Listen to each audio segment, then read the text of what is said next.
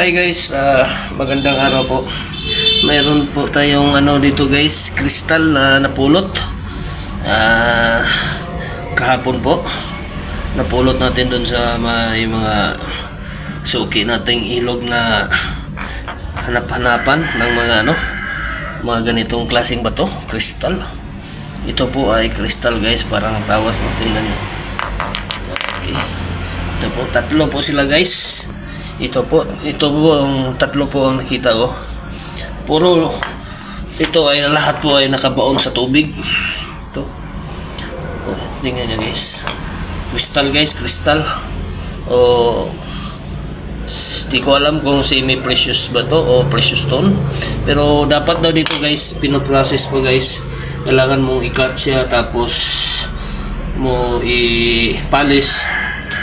Gawin mo ng pang palamuti or mga pendant sa mga alahas. Ito siya guys ang ginagawa guys. Itong klaseng bato na guys, kristal. Ito guys. So yan lang muna guys.